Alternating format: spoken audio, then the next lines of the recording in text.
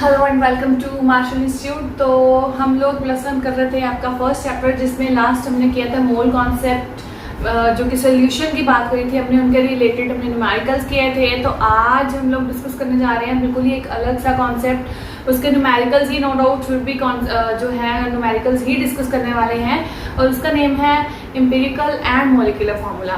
सो चलिए स्टार्ट करते हैं। सबसे पहले हम लोग समझ लेते हैं कि एम्पिरिकल फॉर्मूला क्या होता है, उसके बाद ही हम लोग डिस्कस करेंगे न्यूमेरिकल्स के रिलेटेड। तो एम्पिरिकल फॉर्मूला बेटा आपके पास क्या है, एक कंपाउंड का, किसी भी कंपाउंड का बेसिकली ये एक केमिकल फॉर्मूला होता है। लाइक कोई भी कंपाउंड गिवन है, लाइक अगर हम बात करें वाटर की ही, तो वो वाटर का वो केमिकल फॉर्मूला है जो क्या एक्सप्रेस करता है या रिप्रेजेंट करता है, which expresses the simple whole ratio किसकी, of atoms of various elements present in one molecule of compound, one molecule of compound, right? हमारे पास empirical formula किसी भी कंपाउंड का वो केमिकल फॉर्मूला आता है जो एक्सप्रेस करता है सिंपल होल रेशियो या सिंपल होल नंबर रेशियो किसकी, एटम्स की। जो एलिमेंट्स आपके कंपाउंड में प्रेजेंट है उसके वन मॉलिक्यूल में कितने टोटल नंबर ऑफ एटम्स हैं, उसको एक्सप्रेस करना मतलब एम्पिरिकल फॉर्मूला। लाइक अगर हम लोग बात करें बात कर लेते हैं बेंजीन की, एज यू नो कि बेंजीन का फॉर्मूला आता है C6H6, लेकिन अगर मैं यहाँ पे बात करूं कि हमारे पास CH सिर्फ in the case of benzene, तो C मतलब one atom of carbon and H मतलब one atom of hydrogen.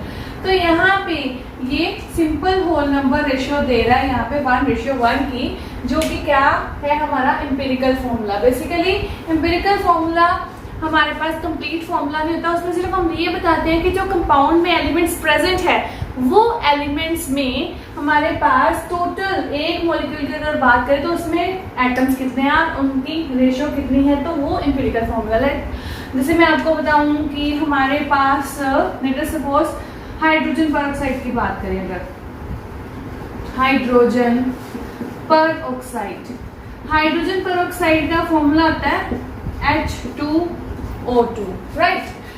But अगर मैं यहाँ पे लिखूं HO, that means one atom of hydrogen and one atom of oxygen. तो एक कंपाउंड में आपके जो एलिमेंट्स प्रेजेंट है उनके वन मॉलिक्यूल में कितने टोटल नंबर ऑफ एटम्स है, ये क्या है एम्पिरिकल फॉर्मूला। अगर लेट अस सपोज कि हम लोग बात करते हैं ग्लूकोज की, मतलब C6H12O6 की, अगर इसकी बात करते हैं तो ध्यान से देखो तो इनकी रेशियो मतलब कि 6, 12 और 6 मतलब कितनी आ जाएगी 1:1। तो ये हमारे पास जो सिंपल होल रेशियो आई है कि हमारे पास पूरे ग्लूकोज के फॉर्मूला में कार्बन का 1 और फिर हाइड्रोजन का 1, 2 और ऑक्सीजन का 1 एटम रहता है। तो ये क्या रिप्रेजेंट कर रहा है, इसकी एम्पिरिकल फॉर्मूला।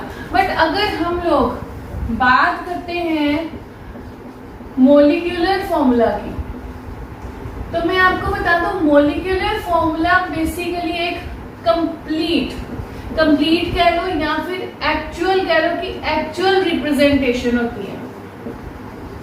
एक्चुअल रिप्रेजेंटेशन किसकी, of chemical formula of compound. ठीक है, कि कोई कंपाउंड है तो उसका कोई केमिकल फॉर्मूला जो भी है उसकी कंप्लीट रिप्रेजेंटेशन जो एक्सप्रेस करे उसको मॉलिक्यूलर फॉर्मूला कहते हैं। अगर सेम एग्जांपल ले तो सेम एग्जाम्पल में अगर बेंजीन की ही फिर से अगर हम लोग बात करते हैं तो formula will be C6H6। That means कि कार्बन के 6 हमारे पास हैं टोटल एटम्स और हाइड्रोजन के भी 6 एटम्स हैं in the chemical formula of benzene. तो टोटल नंबर ऑफ मॉलिक्यूल्स बताना या टोटल नंबर ऑफ एटम्स बताना in one molecule of the compound, वो क्या रिप्रेजेंट करता है मॉलिक्यूलर फॉर्मूला। फाइन। लेकिन अगर वो सिर्फ ये बता रहा है कि किसी गिवन कंपाउंड में हमारे पास जो मेन एलिमेंट्स हैं उन एलिमेंट्स के सिंपलेस्ट से सिंपलेस्ट होल रेशियो क्या है, तो वो कौन है, एम्पिरिकल फॉर्मूला, राइट। अब हमारे पास एम्पिरिकल और मॉलिक्यूलर फॉर्मूला को निकालने के लिए अलग अलग स्टेप्स होते हैं, जो कि स्टेप्स मैं आपको with the help of example समझाऊंगी सो दैट आपको अच्छे से क्लियर हो जाए। इसमें बात करें अगर कि मॉलिक्यूलर फॉर्मूला अगर निकालना हो तो मॉलिक्यूलर फॉर्मूला अगर निकालना हो तो हम सीधा सीधा एम्पिरिकल फॉर्मूला को भी यूज कर सकते हैं। मतलब कि हमारे पास सीधा सीधा मॉलिक्यूलर फॉर्मूला होता है n into empirical formula, where as n जो है आपका कोई भी इंटीजर रहेगा जिसमें वैल्यू 1 2 3 एंड सो ऑन कोई भी रहेगी। और अगर n को निकालना हो, n को निकालने के लिए भी हमारे पास एक फॉर्मूला होता है molecular mass upon empirical formula mass, right. तो मॉलिक्यूलर मास हमें निकालना आता है। एम्पिरिकल फॉर्मूला मास कैसे निकालेंगे कि अगर हमारे पास लाइक बेंजीन का निकालना, तो बेंजीन का हमें पता है एम्पिरिकल फॉर्मूला C6H6 है, बट उसका एम्पिरिकल फॉर्मूला क्या जाएगा CH। मतलब कि कार्बन का कितना होता है एटॉमिक मास 12 और हाइड्रोजन का कितना होता है 1, तो 12 + 1 is 13, तो 13 will be the empirical formula for the benzene. So empirical formula में हम लोग जो भी कंपाउंड की और उस कंपाउंड में जितने भी आइटम्स की बात कर रहे हैं उसका अगर मॉलिक्यूलर मास निकालोगे तो वो एम्पिरिकल फॉर्मूला मास बनेगा। वो भी मैं अभी आपको निकाल कर बताऊंगी। और मॉलिक्यूलर मास आपको सिंपली या तो गिवन होगा, अगर नहीं भी गिवन होगा तो मॉलिक्यूलर मास जो निकालना आता है उसका भी एक अलग से फॉर्मूला आता है 2 इंटू वेपर डेंसिटी, राइट। तो ये हमारे पास अलग अलग फॉर्मूलाज हैं। ये तो चलो इंटीजर बताया मैंने। मॉलिक्यूलर फॉर्मूला अगर एम्पिरिकल फॉर्मूला निकल है तो वो कैसे निकाल सकते हैं, n into empirical formula, n integer रहेगा कोई भी, n को निकालना तो molecular mass upon empirical formula mass. Empirical formula mass आप निकाल लेते हो अगर आपको एम्पिरिकल फॉर्मूला पता चल चुका है। उसके बाद मॉलिक्यूलर मास आपको वैसे तो गिवन होता है स्टेटमेंट में, अगर ना गिवन हो तो you can calculate with the help of this formula, जिसमें हमारे पास मॉलिक्यूलर मास है 2 इंटू वेपर डेंसिटी, राइट। तो ये सब फॉर्मूलाज हैं और about the empirical and molecular formula के होते क्या हैं बेसिकली। तो चलिए डिस्कस कर लेते हैं अब इनकी एग्जांपल्स सो दैट कि अच्छे से क्लियर हो जाए कि ये इनके न्यूमेरिकल्स करने कैसे हैं। इनके न्यूमेरिकल्स ना बहुत वैसे इंटरेस्टिंग है और प्लस सिंपल सोखे से भी है। अभी आपको मैं आपकी इसकी स्टेटमेंट बताती हूँ। फर्स्ट स्टेटमेंट जो है कहता है an inorganic salt gives an inorganic salt gives following percentage composition, following percentage composition, जिसमें है इसमें दिया सोडियम भी 29.11 29.11, सल्फर की 40.51 40.51 और साथ में उसने दिया ऑक्सीजन की 30.38। तो एक बार चेक कर लेते अच्छे से। That is 29.11 and 40.51 and then 30.38। Okay, तो हमें सिर्फ इतना गिवन है, हमने निकालना है एम्पिरिकल फॉर्मूला। तो एम्पिरिकल फॉर्मूला के लिए आपको एक टेबल बनाना पड़ेगा और टेबल में सबसे पहले काम जो होता है, सबसे पहले आपको लिखना है कि एलिमेंट कौन सा गिवन है। अब एलिमेंट कौन कौन से गिवन है, ए गिवन है सोडियम, ए गिवन है सल्फर और एक कौन सा गिवन है, ऑक्सीजन, राइट। अब उसके बाद हमें लिखने हैं इनके सिंबल्स। अब सिंबल्स में देखो तो सोडियम का होता है बेटा Na, सल्फर का S और ऑक्सीजन का O। उसके बाद हमें क्या निकालना है, परसेंटेज, सॉरी निकालने तो नहीं है, लिखनी है यहाँ पे टेबल में थर्ड कॉलम में परसेंटेज कितने कितने के बना है इनकी 29.11 और इधर है 40.51 और इधर है 30.38। ये तीन काम जो आपको दिए हुए हैं सबसे पहले तो वही टेबल में लिख देने हैं। उसके बाद आपको लिखना है यहाँ पे एटॉमिक मास। तो एटॉमिक मास लिख लेते हैं यहाँ पे। तो एटॉमिक मास सोडियम का कितना आता है, 11 होता है एटॉमिक नंबर, तो डबल करेंगे तो क्या होगा 11 + 11 22, बट 11 एज ऑड नंबर तो इसमें 1 ऐड कर देंगे, तो 11 + 11 22 एंड +1 23। सिंपल सल्फर का करेंगे सिंपली तो सल्फर 16 एटॉमिक नंबर, तो मास नंबर कितना आ गया इसका, यस 32। ऑक्सीजन का होता है हमारे पास 8 एटॉमिक नंबर और एटॉमिक मास हो गया आपका 16। तो ये आपकी आ गई एटॉमिक मास। तो अब हम निकालेंगे मोल्स, यहाँ पे मोल्स ऑफ एलिमेंट्स। और अगर मोल्स निकालने एलिमेंट्स के तो उसका यहाँ पे सिंपल सा एक फॉर्मूला लगाना है कि जितनी भी आपको, क्योंकि मोल्स आपको पता है कैसे निकालते हैं, मैंने बताया हुआ लास्ट लेक्चर्स में। मोल्स आपको होता है given mass upon molar mass. अब ध्यान से देखो तो ये हिसाब से मोलर मास है इनका, राइट। और गिवन मास जो परसेंटेज में गिवन है तो हम इसको ऐसे यूज कर सकते हैं गिवन मास। तो हमारे पास मोल्स यहाँ पे अगर निकालोगे तो कितना आ जाएगा 29.11 upon 23, then 40.51 upon 32 and then 30.38 upon 16। तो ये आ गया इसका, ये इधर और इसका आ गया ये, ठीक है। तो मैंने एरोस बना दिए सो दैट तुम लोग को कोई कंफ्यूजन ना हो। तो ये हमारा एक टेबल छोटा सा ऐसे का बनेगा। अभी आगे हमने बनाना है टेबल। तो ये आपका बन गया बेटा, काफी हद तक टेबल बन चुका है। अब हमने क्या करना है कि इनको डिवाइड करके सबसे पहले लिख लेते हैं क्या क्या आंसर आते हैं। तो ये है आपका 1.266 1.266 and again 1.266 and 1.897 and 1.266। अब ये जो बेटा आपकी सिंपल नंबर आए ना, इनको लिखना है हमने सिंपल नंबर में, राइट। कि हमें लिखनी है इनकी simplest whole ratio. Simplest whole ratio लिखोगे मतलब कि हमारे पास कुछ नहीं करना, इसमें क्या करना है जितनी भी वैल्यूज आई है, जरूरी नहीं जैसे यहाँ पे फर्स्ट और सेकंड हमारी वैल्यू सेम आई है, बट जरूरी नहीं कि सेम आए।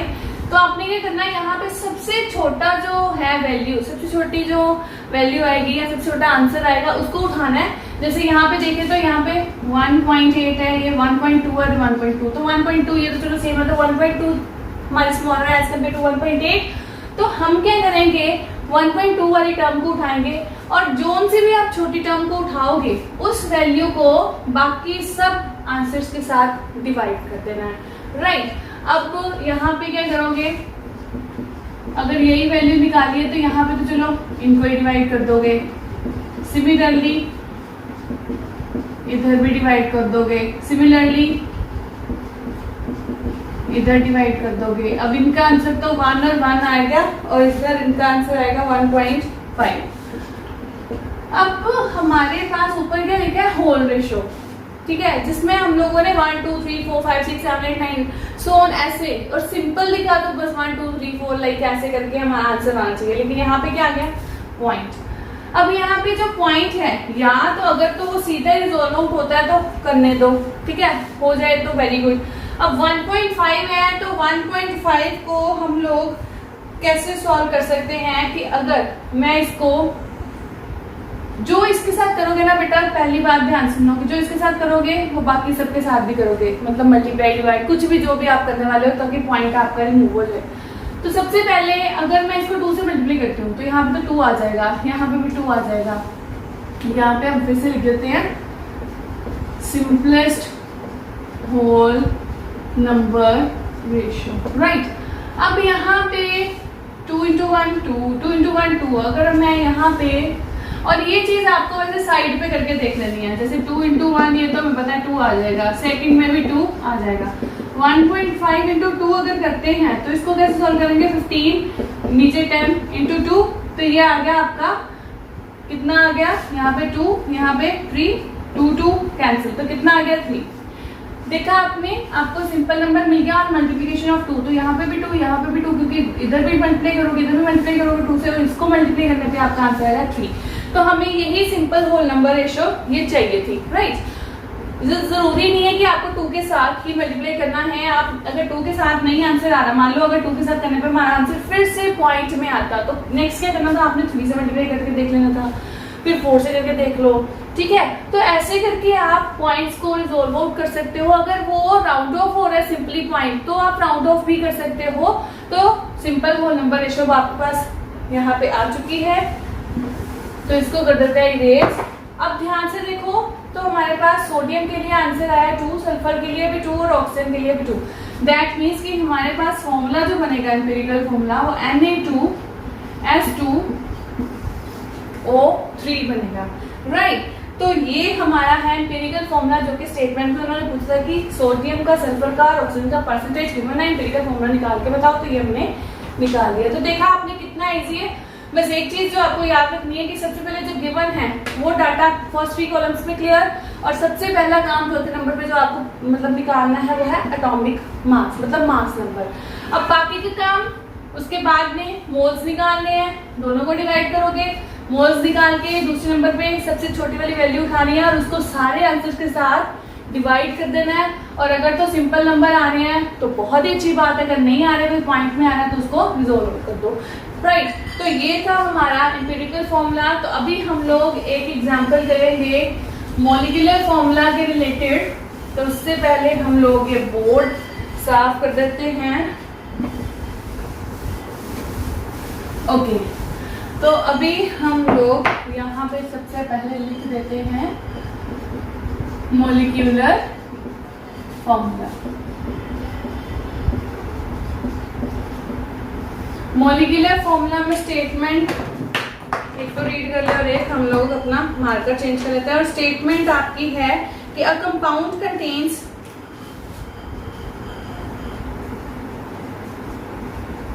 a compound contains 4.07% हाइड्रोजन, 4.07% उसकी है हाइड्रोजन, फिर 24.27 कार्बन, 24.27 है कार्बन, और उसके बाद है 71.65% क्लोरीन, 71.65 क्लोरीन। ये आपकी आ गई क्लोरीन की। उसमें उसने बोला है कि it's molar mass is molar mass is 98.96 ग्राम। इधर ही लिख देती हूँ, 98.96 ग्राम लिखा है। और उसने बोला है कि calculate the empirical and molecular formula. या लिख लो व्हाट इज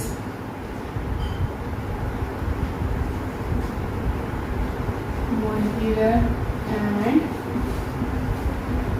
एम्पिरिकल फॉर्मूला। अब अगर तो एम्पिरिकल फॉर्मूला सीधा गिवन हो तो मॉलिक्यूलर फॉर्मूला निकाल सकते हैं with the help of that formula की n into empirical formula. But अगर नहीं है गिवन तो सबसे पहले क्या करोगे आप, एम्पिरिकल फॉर्मूला निकालोगे, फिर उसके बाद ही मॉलिक्यूलर फॉर्मूला निकालोगे। तो चलिए सबसे पहले एम्पिरिकल फॉर्मूला निकालना। एम्पिरिकल फॉर्मूला के लिए सबसे पहले काम क्या है, आपको लिख लेने हैं एलिमेंट्स।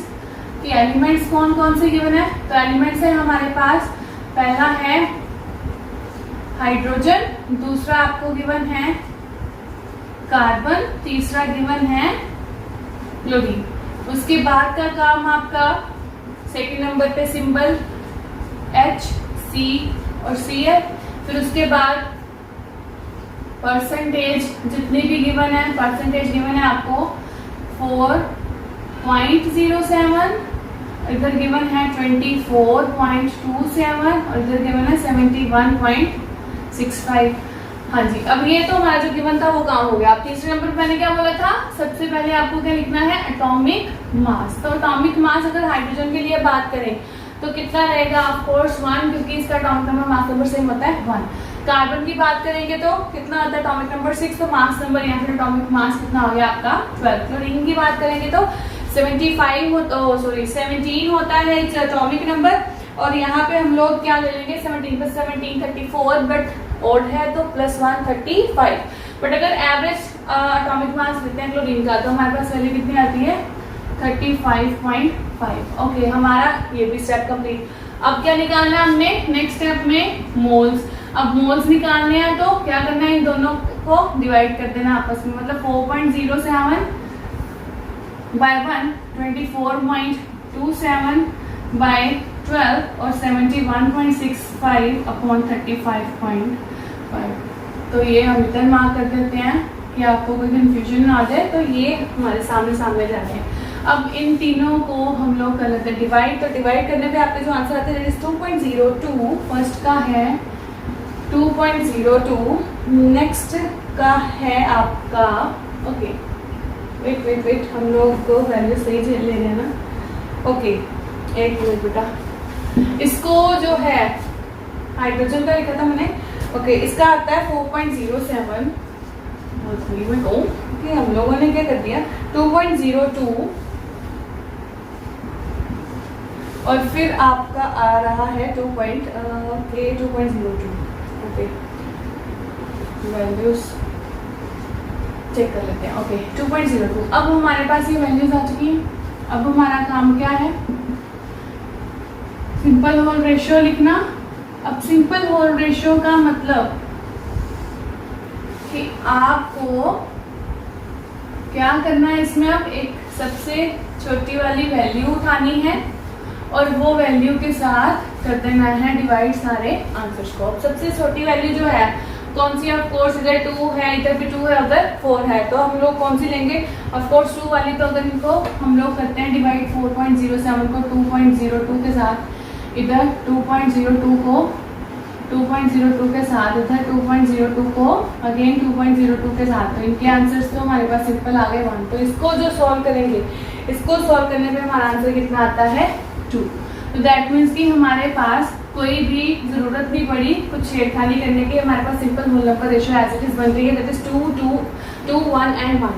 सो अगर हम लोग इनको करते हैं, एम्पिरिकल फॉर्मूला में लिखते हैं, तो हमारे पास क्या आ जाएगा, हाइड्रोजन है, कार्बन है और क्लोरीन है, राइट। तो हमारे पास फॉर्मूला सी के लिए कितना आया है, ओके, एच के लिए आया है हमारा 2, सी के लिए हमारा आया है 1, तो क्लोरीन के लिए भी कितना आया 1। और you can also write it as CH2Cl, right. तो ये हमारा यहाँ पे आ गया एम्पिरिकल फॉर्मूला। अब हमने निकालना है एज मोलिकुलर फॉर्मूला। तो मोलिकुलर फॉर्मूला जो होता है हमारा वो किसके इक्वल होता है, N into empirical formula, right. अब N इंटू एम्पिरिकल फॉर्मूला में N निकालना पड़ेगा क्योंकि एम्पिरिकल फॉर्मूला तो हमारे पास है, तो हमारे पास सबसे पहले N निकालना है। सो यहाँ पे लिख लेते हैं 4N। तो N के लिए हमारे पास फॉर्मूला जो होता है that is molecular mass by empirical formula mass. यहाँ पे एम्पिरिकल फॉर्मूला मास जो है किसका निकालेंगे, CH2Cl का। मतलब कि अगर मैं यहीं पे निकाल लूँ इसका मोलर मास या एम्पिरिकल फॉर्मूला मास लिख लेते हैं यहाँ पे, एम्पिरिकल फॉर्मूला मास। अगर यहाँ पे इसका एम्पिरिकल फॉर्मूला मास निकालना है तो क्या आएगा, कार्बन का आ जाएगा बेटा 12 प्लस हाइड्रोजन के 2 है हमारे पास, मॉलिक्यूल से कितने आ जाएंगे 2, क्लोरीन का है ये तो कितना आ जाएगा 35.5। तो इसको सोल्व करके आपका आंसर कुछ आएगा 49.5 5 राइट। तो मतलब कि ये तो आ गया हमारा empirical formula mass that is 49.5। और अगर मोलिकुलर मास देखा जाए तो वो ऊपर हमें गिवन है, क्योंकि molar mass and molecular mass is the same thing. तो हमारे पास इसकी वैल्यू गिवन है 98.96 और इन दोनों को डिवाइड करके हमारा आंसर आता है 2। अब यानी कि n की वैल्यू आपकी आ गई है कितनी, 2। अब 2 आ गई है तो हमारे पास एम्पिरिकल फॉर्मूला भी रेडी है और ये आपकी n की वैल्यू आ गई 2।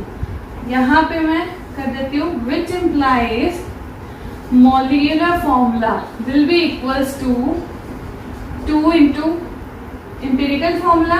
यहाँ पे लिख देते हैं, हमारे पास था n into empirical formula, n की वैल्यू आ चुकी बेटा 2, empirical formula कितना था CH2Cl, CH2Cl मतलब 2 को मल्टीप्लाई करोगे तो कितना बन जाएगा C2H4Cl2। तो ये आपका आ गया मोलिकुलर फॉर्मूला। तो देखा आपने कितना इजी था, मोलिकुलर फॉर्मूला भी निकालना है, एम्पिरिकल फॉर्मूला निकालना है, एम्पिरिकल फॉर्मूला के बाद हमने निकाल दिया मोलिकुलर फॉर्मूला, बस कुछ नहीं किया, n की वैल्यू निकाली और उसको साथ में मल्टीप्लाई कर दिया।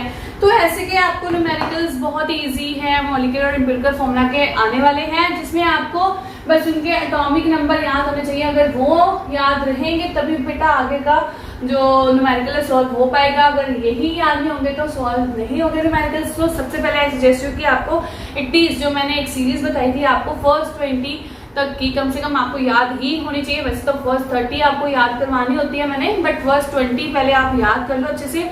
उनके अकॉर्डिंग आप एटॉमिक मास निकाल सकते हो और फिर सारा न्यूमेरिकल चुटकी में सॉल्व हो जाएगा। तो मैं चाहती हूँ कि अभी आप प्लीज घर पे बैठ के ये एम्पिरिकल और मोलिकुलर फॉर्मूला के सारे न्यूमेरिकल सोल्व कर दो अच्छे से। अगर इनकेस पुराने कोई भी आपको न्यूमेरिकल्स में प्रॉब्लम है या इनके केस में भी अगर कोई प्रॉब्लम आएगी तो आप मेरे को इस नंबर पे कांटेक्ट कर सकते हो, मेरे को अपनी प्रॉब्लम्स भेज सकते हो, मेरे को फोन कर सकते हो 9023241122 and be safe and be at home. Thank you very much.